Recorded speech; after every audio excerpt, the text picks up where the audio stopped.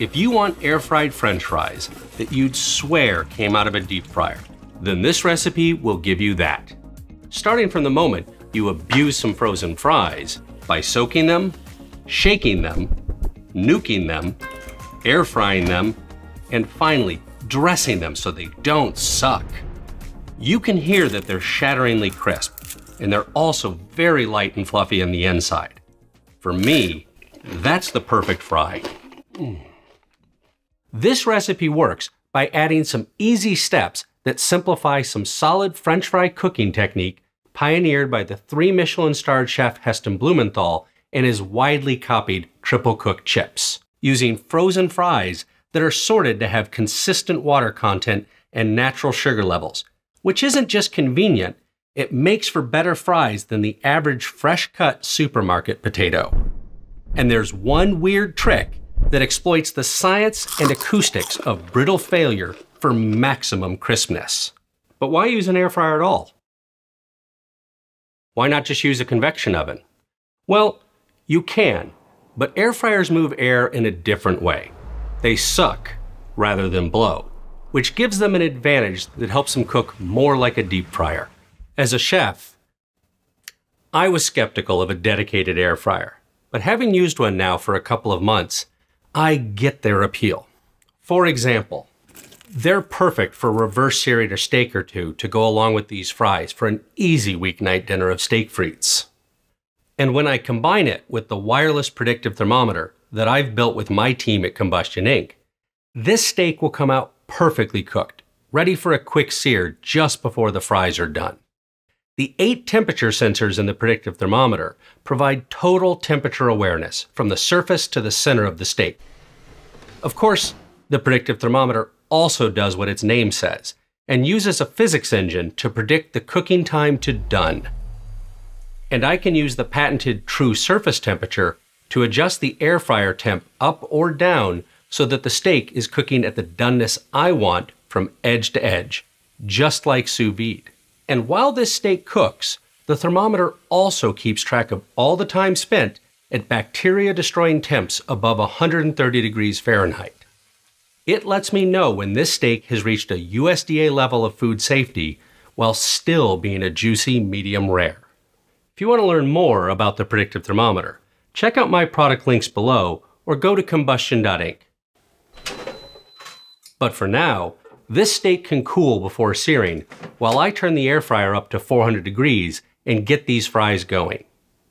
But before we start cooking, we need to build the sounds of crispy into our fries. It turns out our brains decide if something is crispy or not from the frequency spectrum of sound waves created as we bite into food. So how do we get all of these pulses of sound? From food cracking when we bite down. A few big cracks form when food is hard and tough, which sounds crunchy to our brain.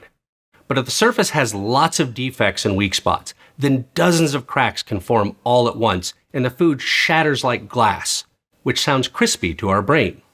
It's a weird thing to do, but if you take frozen fries and soak them in warm water for about 1 minute, then strain them, the surface has thawed enough that it can be roughened up. By the way, it's really important that the core of the fry still be frozen, or this is going to completely destroy them.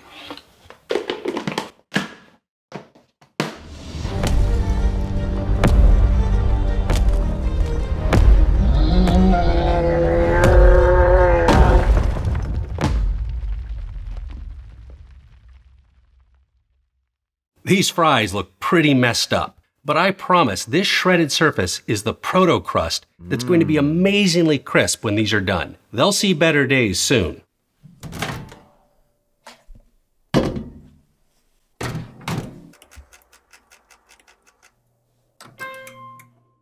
Microwaving these is the key to a light and fluffy interior and a crispy, delicate crust.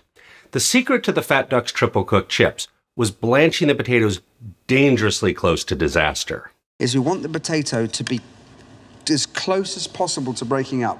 Be very careful though, if it's a few seconds too long and you're going to end up with potato soup. I've never seen a blog post or a YouTube video that claims to be inspired by the Fat Duck's triple cooked chip recipe that gets this important detail correct. when they're not cooked until they're falling apart, they can make a good French fry, but not one that's going to be life-changing. As a young chef at the Fat Duck, I got a proper British bullocking for not doing them correctly. The microwave is actually a fast, efficient, and gentle way to steam the potatoes in their own moisture until the individual potato cells come undone, which is what makes for a fluffy interior. If you skip the microwave blanching and just cook your fries for longer in your air fryer or oven, you end up with a French fry that's really hard and crunchy on the outside and hollow on the inside. It sounds loud and crunchy for the microphone, and it looks good for the camera in a YouTube video, but it's not a texture I prefer in a great French fry. Now these need to be air fried until they develop a golden brown and crispy crust. Be sure not to overload the air fryer with more than about 1 pound of fries in a batch. It takes about 15 minutes for thick cut fries like mine, but thinner fries will cook faster, and I'll have some recommended times for different fries at the very end of this video. Inside your air fryer, a centrifugal fan at the top spins and creates a low pressure zone in the center of the fan that sucks air up past the heating elements, which heats the air and dries out the moisture. At least it will as long as you don't overload the fryer. The spinning fan blades push this hot, dry air outward, where it's forced to flow down the sides of the air fryer and beneath the fry basket before being pulled back up through the fries. As the hot air flows through the fries, it doesn't just heat them, it scrubs away the steam and dries the crust. And because steam is less dense than air, it's naturally buoyant and wants to flow upwards towards the fan to keep the circulation going. This is actually similar to deep frying. The difference is that in a deep fryer, the erupting steam bubbles do the job of the fan and force the oil to circulate. As the bubbles rise up to the top of the oil, they pull the hottest oil from the bottom of the pot up through the fries. By comparison, the fan in a convection oven tries to pull the air sideways and is fighting the natural tendency for steam and hot air to rise. This makes for slower airflow and stagnant pockets of humid air getting stuck around the fries. So a convection oven takes about twice as long as an air fryer, and the fries will tend to become hard and crunchy with a hollowed core. Even with its advantageous design, the fries in an air fryer aren't floating around and stirring themselves like they do in a deep fryer. So help them out by shaking them around and turning them over several times while they cook and crisp. And while the fries finish cooking, now's a good time to finish searing this steak.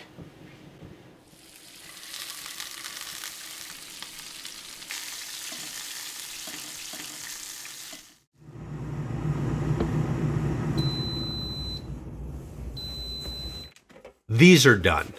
You can see all the crispy shards covering the surface, which feels glassy and fragile, not hard and tough from overcooking. But they're not done yet. There's one more really important thing to do to make these great.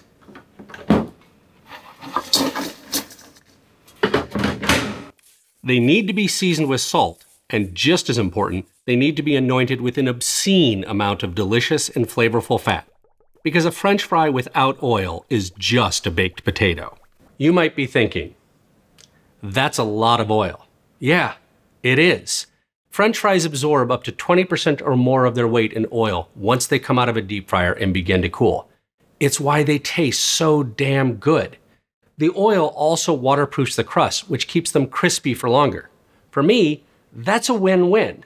French fries aren't supposed to be a low-fat health food. Now these are done.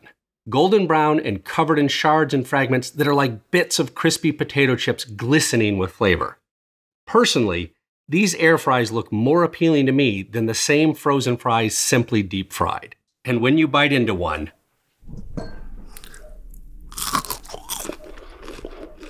their looks aren't deceiving.